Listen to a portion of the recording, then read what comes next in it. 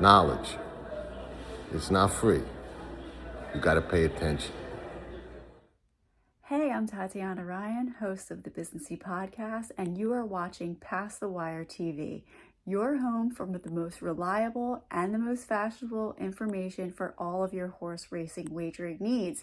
Now, go get your bets on. Let's move to the Sure Bet Coffee play of the day. And this is one for the people that like to swing for the fences, because that's what we're going to do here in the Lexington at Keeneland. And they're off in the Stone Street Lexington Stakes. There's confessional from the outside. The hell we did kicks in between horses. Now, when I watch the dirt races of Trendsetter in the Lexington, I see a horse that wants to go a distance of ground. I see a horse that last time out in that 7 furlong race at Laurel didn't change leads, was up there, dropped back, came again, couldn't rally as strong as you would hope because he didn't change leads. I'm hoping he does change leads today. Trendsetter moves up the rail in fourth. Zoom has lost ground and is dropping back through the pack as they come past the quarter pole. He's got a race over the Turfway Synthetic last time out. We know how strong that is, and he's going to be a really, really big 20, 25, 31 price under Kazushi Kimura, who's a strong finisher. Gets up late, Trendsetter. Major upset in the Lexington. I'm taking a shot. It is Trendsetter to the lead. It is Trendsetter to spring the upset, winning the Stone Street Lexington.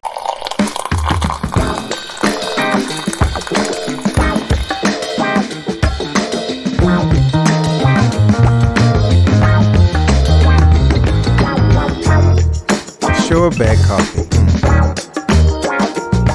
Is too complicated? Think again. And they're off. Every pro was a newbie once.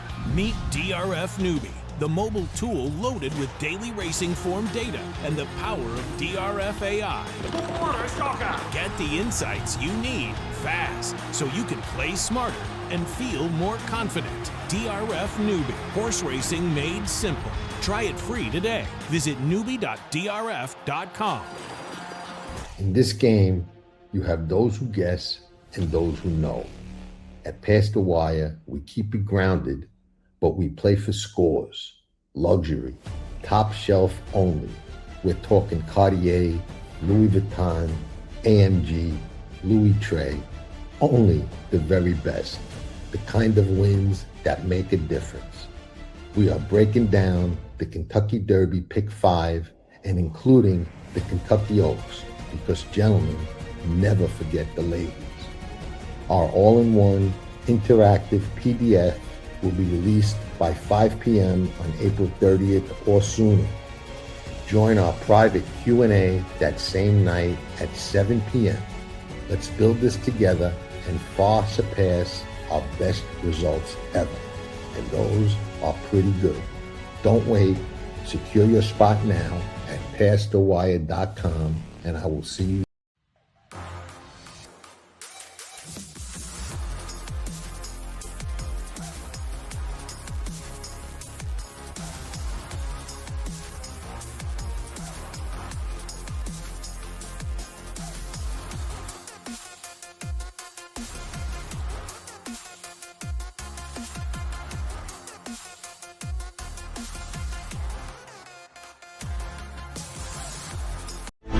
The level of racing that he's achieved is extremely rare. Matoli's a monster!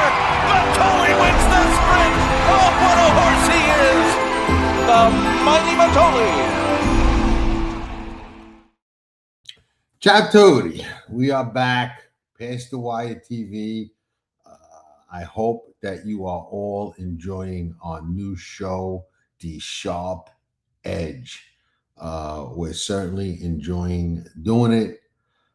We've got some interesting things coming out on it, and we hope that you all like it. We're going to have some shows with some other people on there, and I think you're going to like the format. I think it's going to be a popular show. So far, the feedback has been excellent. So we're going to keep rolling with it until we hear otherwise. Still riding high off Trendsetter in the Lexington. I hope that many of you are as well. We got a nice show today. We got the Kentucky Derby Thorograph numbers and patterns. We're going to get into that a little bit.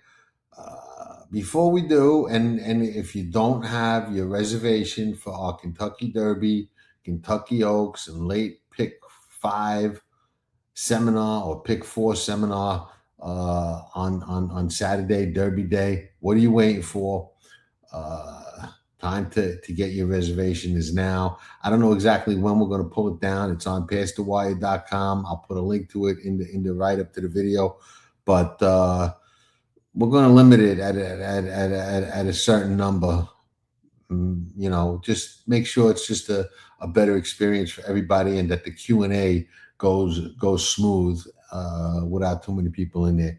But I think you'll like it, and I think we're gonna go into attack mode. So hopefully we will see all or at least most of you there. And there's a replay if you missed the live one, and you get the PDF with all our analysis anyway.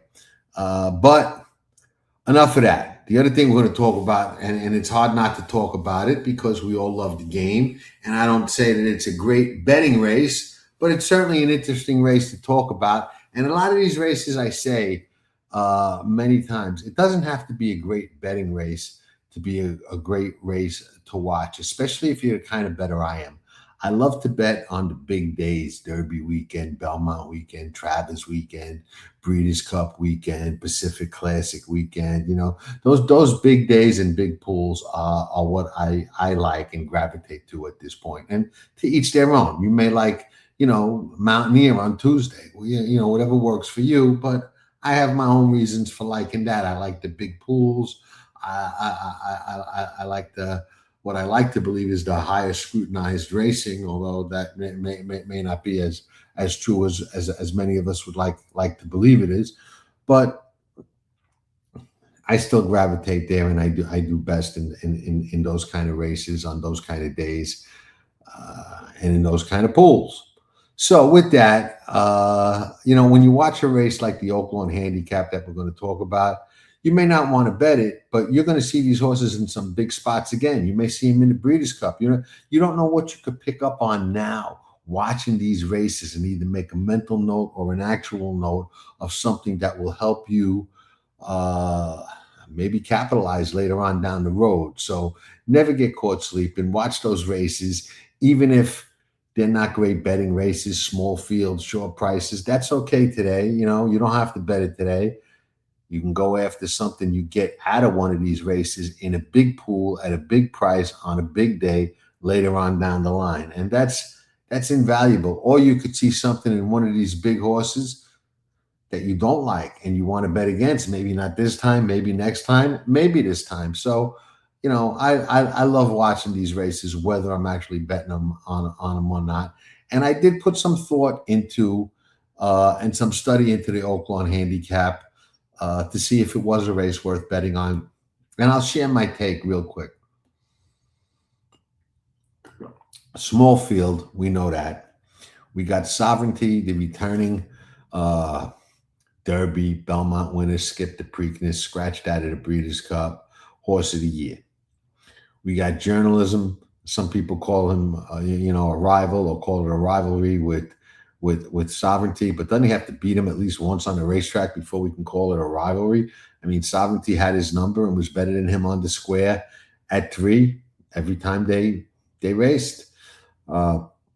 Journalism did win the Preakness. He's got a very good resume himself, and he's coming off a okay race in the Breeders' Cup where Sovereignty scratched.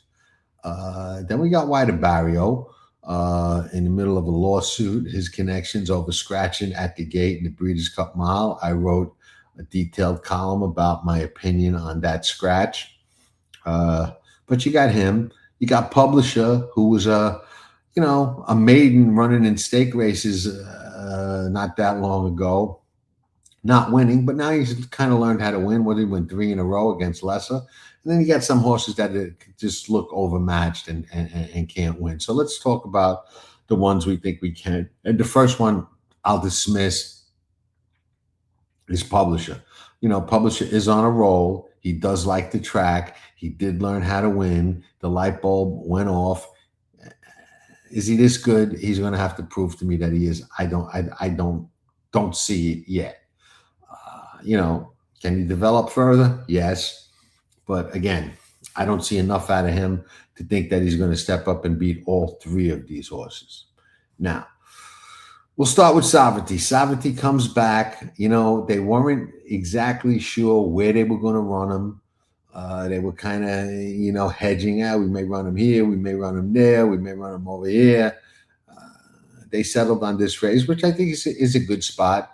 He's coming back off that scratch where he was supposedly sick. He did skip the Preakness.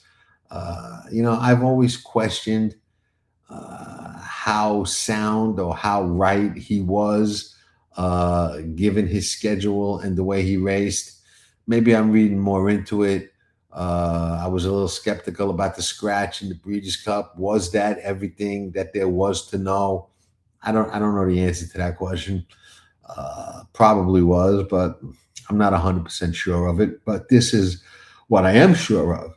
Last year, nobody made this horse even work or fight for a win. He beat journalism and anybody else that he had to relatively easily. I mean, he just handled anybody that he had to down the lane. He never had a fight, not one time.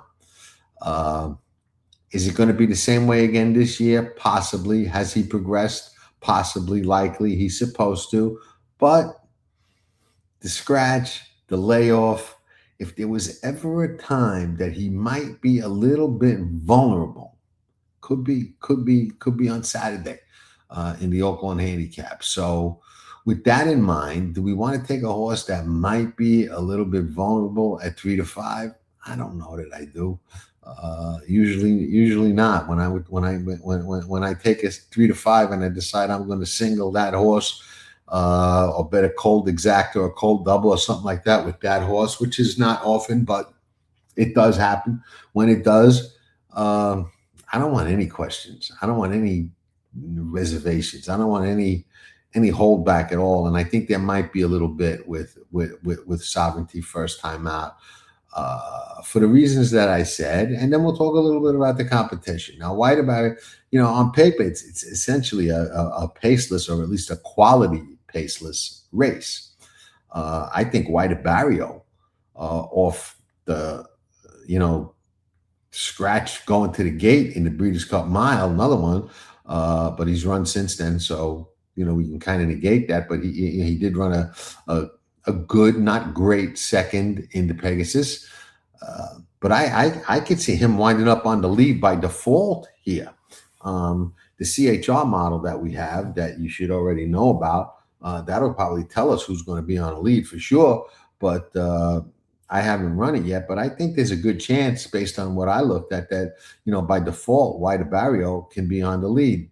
But he's never really been a wire-to-wire, gate-to-wire kind of horse. So, slow pace, Stalker gets the lead, he can do it. But my question is, twofold. One, never really been a wire-to-wire horse. And the other question, which I think is probably the more significant one, is he the same horse he was last year and even 2 years ago when whatever it was, when he won the Breeders' Cup Classic at Santa Anita, when I loved him that day? And most of you will remember that I loved him when he won the Whitney by a pole at a nice price.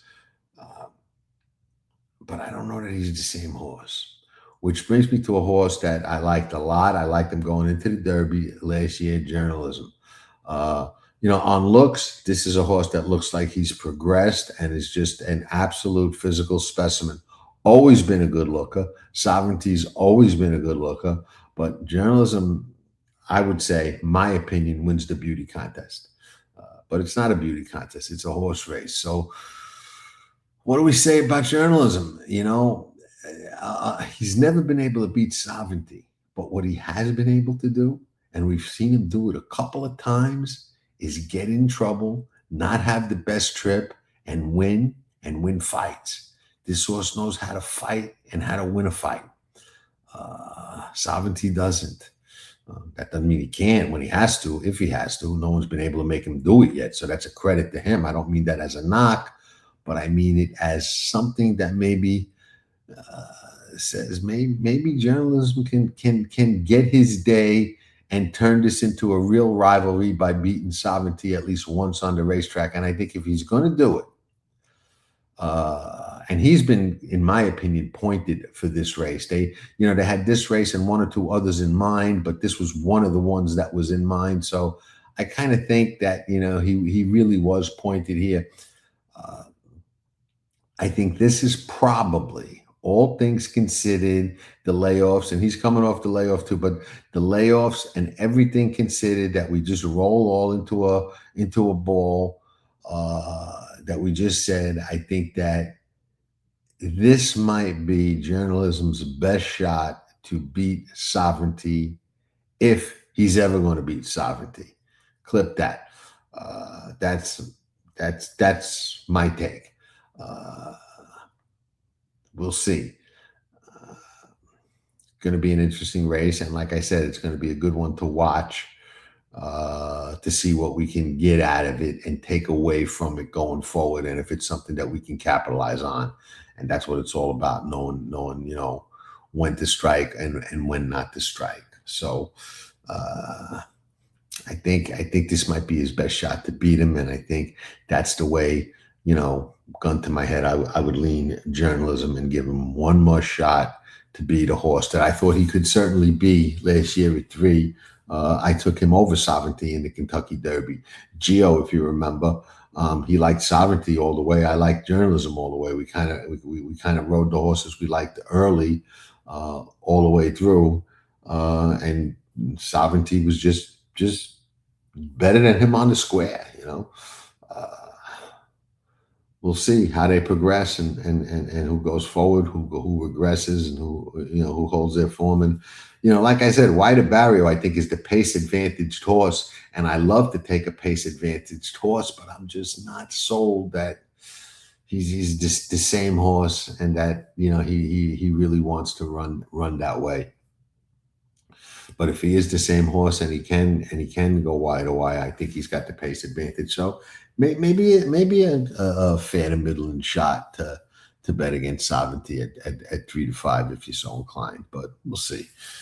Now let's move on to the Kentucky Derby and the Thorograph numbers and patterns. Now, listen, we do this show every year. We do a lot of these shows in the big races. I'm doing it early this year, before the draw, before anything else, so people got time to watch it, digest it, absorb it, because the post positions haven't been drawn, the weather, the late workouts, the late changes, the defections, the additions, all of that stuff hasn't happened yet. But you know what? What's not going to happen? The numbers at this point are not going to change. They are what they are. So we can at least look at this from the numbers and patterns perspective and see if there's any that are jumping out or any that are saying, you know what, bounce, no good, not fast enough. We'll see, and that could certainly be an edge, maybe a diamond in the rough we could possibly find. So I think it's worthwhile to do it now, and that's what we're going to do. So we're not going to do deep dive and beat this over the head with a stick. We're just going to take a quick look and see what we get out of it. And I think they're in points position order. So we got or close to that. Commandment at 2 was okay, 12, 8 1/4, progressed nicely, but really got much better at 3. He went to 5 1/2. There's that 2 to 3 progression we like to see, but I love his pattern because he goes 5 1/2, 4 1/4, 4. He's got that steady, nice, grinding pattern. 5, 5.5, 4.25, 4. That screams forward move to me in the Kentucky Derby for Commandment. Screams it. So where do I see him going? I see him going 3-4 points forward, at least 1-0. Very, very, very dangerous. And we're strictly numbers and patterns right now, strictly. So we're not handicapping the race. So on the Thorograph numbers and patterns, I think Commandment is extremely dangerous. Clip that. I should be able to say, put that in your pipe and smoke it, but I can't. Further Ado is going to take a lot of money. Very talented, very fast horse. And, interestingly enough, the first 2 are from the barn of Brad Cox. Further Ado, we talked about him on some of the other shows. If he was ever going to run back to that 1 negative number, everybody else, when he ran back to that, was going to be running for second. He finally did last time out. Not only did he run back, he ran faster than it, which, as the 2 to 3 year old progression that we want to see, he's supposed to do, and he runs a 2 negative. But here's the kicker. I want him running that race on the first Saturday in May, not in the Bluegrass, to get to the first Saturday in May. Now, when he ran that 1 negative in October, he regressed. He bounced to a 5.25. Now he runs a 2 negative. I see him on a regression or a bounce type of pattern heading into the Kentucky Derby as one of the favorites, if not the favorite. Don't want it. Don't like the pattern. Now again, and I'm not hedging. I'm just pointing out a fact. We're not handicapping the race. We're not looking at the past performances. We don't know the draw, the weather, the pace, all of that other stuff that we have to, factor in before we decide to invest our money. But I don't like his pattern. Fastest horse in the race on his best number, absolutely.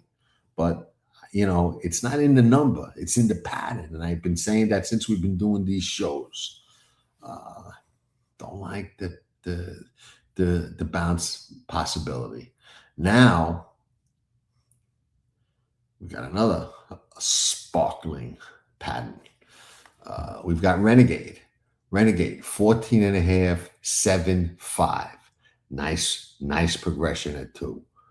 Better progression at 3. Goes to a 3 and then a 1. So this horse has not yet hit his ceiling. He's moved forward every start. He's gotten better every start. And I see a forward move from him. Now, if he goes forward off that 1, okay, I think he's going to be very hard to beat on the Thorograph numbers and patterns. Clip that. Very, very difficult. Goes forward off that 1. Hard to beat. And I believe he is going to go forward. He certainly looks like he's got a forward moving pattern to me. So happy's fast. He's a run happy. I'm not sold on run happy being a 1.25 mile sire, but So Happy might not know that, and it's a different game today than it used to be. And he's got a pretty respectable pattern himself, and we expect that with these horses. But he's got 5 3/4, 3.5 at 3, 3.5 at 3. Then he goes to a 0 1/4. He's also got a good pattern going forward. Faster than Renegade so far. Looks like he's going to go forward again. He's another one that if he does, very, very, very dangerous. My question with him, where, Further Ado is the bounce. He is the distance. I'm just not sold that he wants to go 1.25 miles. Although he certainly looked like he could when he won the Santa Anita Derby. But a run happy, I don't know. Going to have to show me. Now, Full Effort, another one from Brad Cox. Brad Cox, forget about it. He's got a lineup heading in there. He's got like Murderer's Row. Full Effort, 15 3/4, 14 1/2, 11, 7 3/4, getting better all the time. 10 1/4, 7 3/4, 3 1/2, all on the Turfway Park synthetic racetrack. I'm just going to leave that there because if you know, you know. And if you don't know, you should know by now because I've been talking about it enough. And we'll talk about it more in the seminar. And you can go back and watch some of the other shows.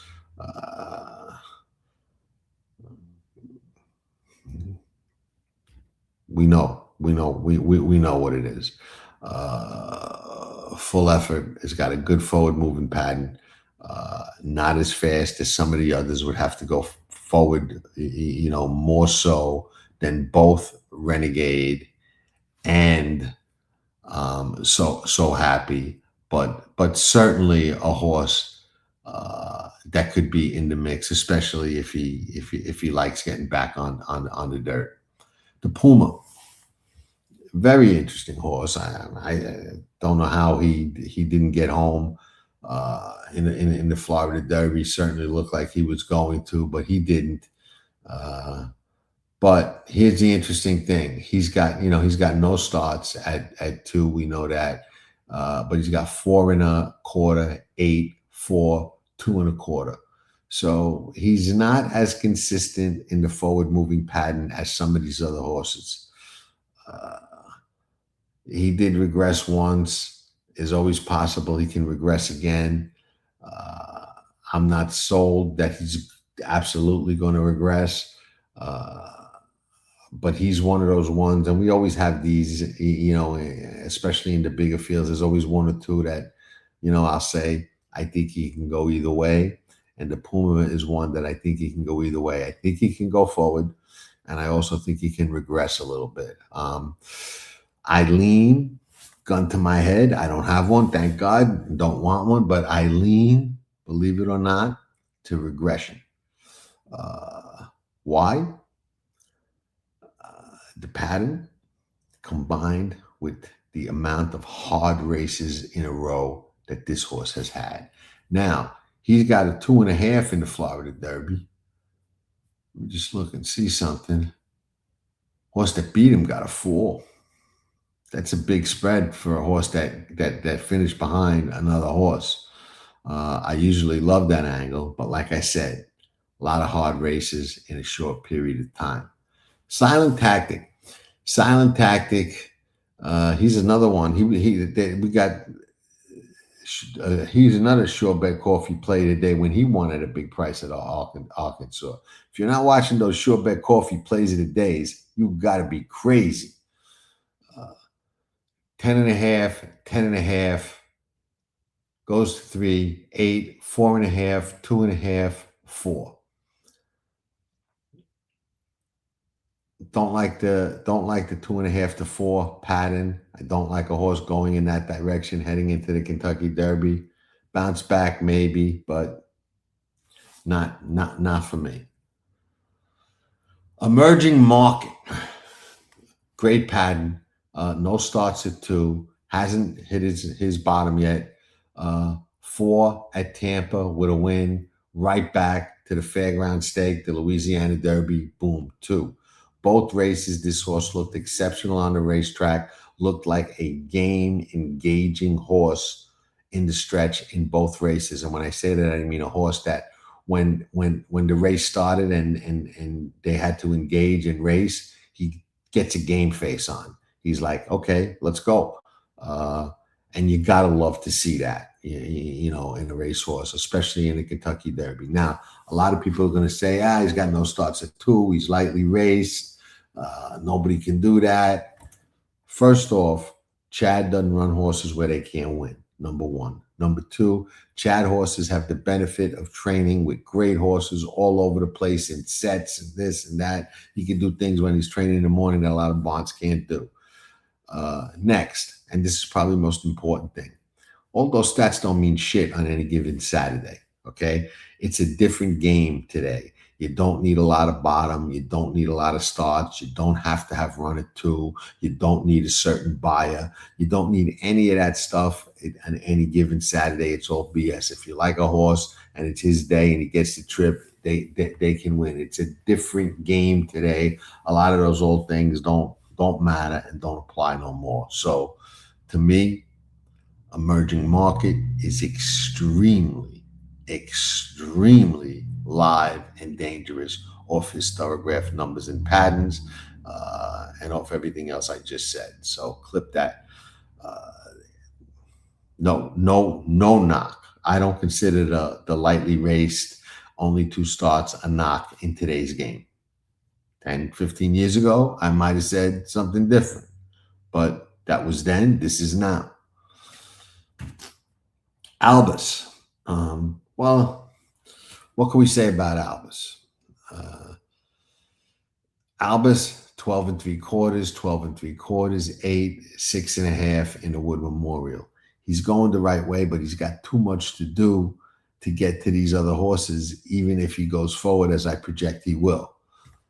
Potente. Potente is a horse I liked a lot early on. I thought that he was one of Bob Baffert's best chances to get to the Kentucky Derby, and apparently I was right, because he's in the Kentucky Derby, and I think he's Bob's only horse. He's got no starts at 2, another lightly raced. So if you got so many of these lightly raced horses with no starts at 2, how much of a deterrent or factor is that? None. He's got 7. Then he goes to a 2 1/4. And then he regresses a little bit to a 4.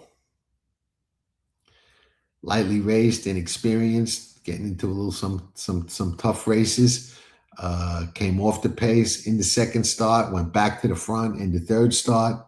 I think he's very eligible to go forward, and I think anytime you leave a Baffert horse that's got a 2 1/4 on his resume, 1 start back, and only a slight regression to a 4 in the next start, 3 starts, still taking a shot in the Derby with him, I think you do that at your own peril and at your own silliness, because he's just too good in these big races, and he gets these horses ready to go, and they get the distance, and I think he's dangerous.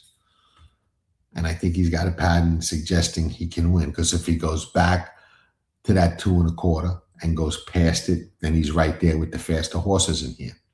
Pavlovian, he wasn't nearly fast enough at 2, a lot of starts. At 3, he's getting better, 9.5, 8, 3 3/4, but he's got that 5-point jump last time out. Now, there are certain people that read Thoroughgraphs who I respect who say, well, you can't discount them. He hasn't hit his bottom yet. He may go forward again. And they're right some of the time. We're all right some of the time. We're all wrong some of the time. But the way I look at it is he had his big 5-point jump. He went from that 8 to the 3. Now I think he stays where he is, or maybe even regresses a point or 2, or runs very close to that big jump if he's a really good horse. If he's not, he goes backwards. So I don't like his pattern. I don't think he's fast enough. Right to Party. Another one going the right way, but too far to go. 10 3/4, 10 3/4, 8 1/4, 8 1/4. Love the pattern, love the suggestion that he'll go forward again. But again, like I said, too far to go.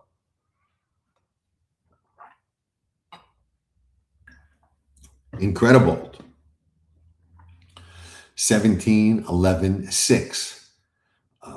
21 1/4.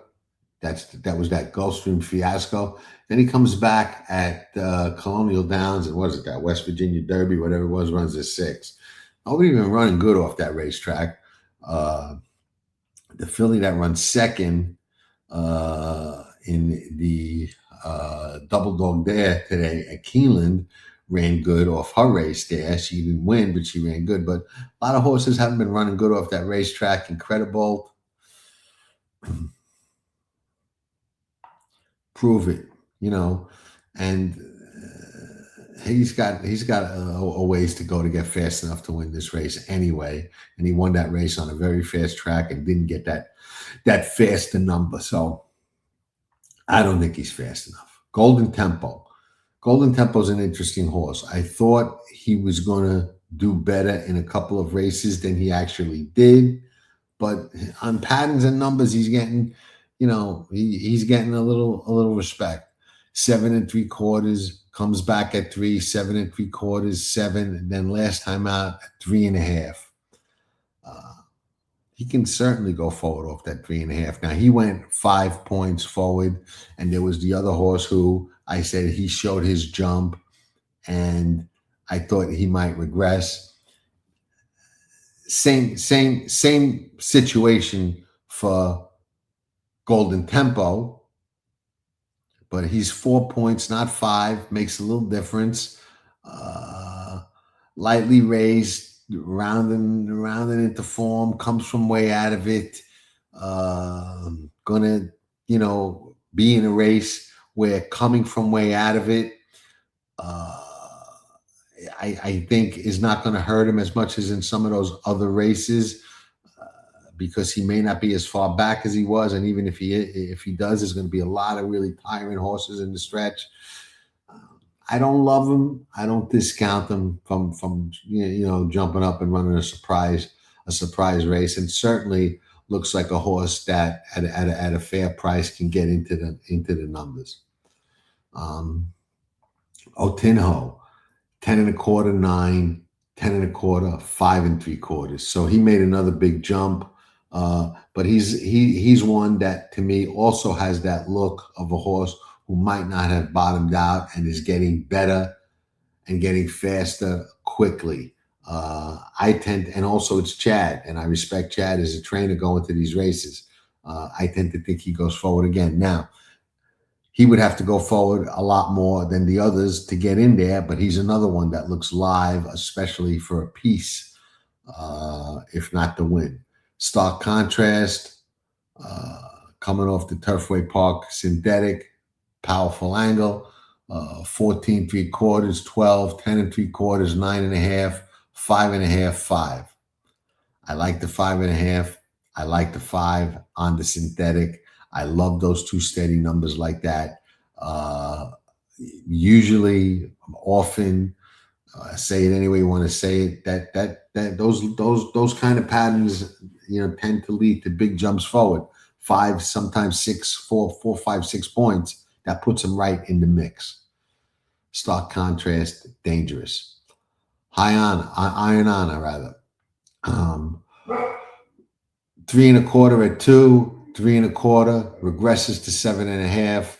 I don't like the regression. I don't like coming into a race like this off the regression. Chief Wallaby, very interesting horse. 4, 3, 4. I don't consider that 3 to 4 regression. It's too slight. And I thought he had a rough trip in that last race between horses in deep stretch. I think he's still learning, and I think he's sitting on a big forward move off the 3 races. So we got a couple of very lightly raced horses that, in my opinion, are major contenders. And that just blows that lightly raced, they ain't got enough starts theory out the window for me. Not fazed by it. This horse is fast, dangerous, and looks like he's going to go forward. And if he goes 3, 4 points forward off those 3s and 4s, he's right there with the fastest of them in here. Chief Honcho, I wasn't wild about his pattern. He's fast, but not fast enough, and he's got a little bit of a Z coming in here, and it's not heading the right way. We got 8 1/4, 8 1/4, 7.5, 7.5, 4.5, 7.5. So this year, 7.5, 4.5, 7.5 probably goes back to that 4, 3. That Z pattern type of race. Intrepido, interesting horse, Intrepido. A lot of hype around this horse. A lot of people liked him in the Breeders' Cup. He was against a strong track bias that day, but all of that's for another day. Now we're looking at his pattern, and his pattern's pretty good. 11 1/4, 9, 6 1/4, 7 3/4 as a 3-year-old, 6 1/4, 4.5. Looks like he's going forward. He's got to go 3, 4, 5 points forward to get into contention, but it certainly looks like he's got the potential to do it. Universe, Ken McPeak. We always talk about how tough to read his horses are, especially on numbers and patterns. At 2, 13, 7.5, 8, 6 1/4. at 3, 14 and a half, 9.5, 6.5. Going the right way, but doing it a little bit too slowly for my liking. Grittiness, a little too slow for my liking. Again, going the right way. This year, 9, 8.25 at Colonial, very fast track. Too far to go for me. Nearly. People got mad at me for not liking Nearly in the Gulfstream Park, Florida Derby. I didn't like him at all. He didn't run well at all. I don't like him here. 19.5, 5 3/4. 1 at Gulfstream, first time at 3-year-old, then a 5 off a perfect trip, and a 5 in the Florida Derby when he stopped. I don't see him going forward off those 2 races. And there you have the Kentucky Derby numbers and patterns and my take on them. A lot can change between now and then. We know that. There's so much that can happen, and we're going to get into it all at the seminar. We're going to do the late pick 4 or pick 5 ending in the Kentucky Derby. We're going to do the Kentucky Oaks. We're gonna go after some good, hard, tough plays. And if you ride with us in the Kentucky Derby seminar, you are going to be heading home from the races or from your wherever you are out wagering, and you are hopefully going to look like I am going to look heading home from the races, just like this. Like we stole the money. Yeah.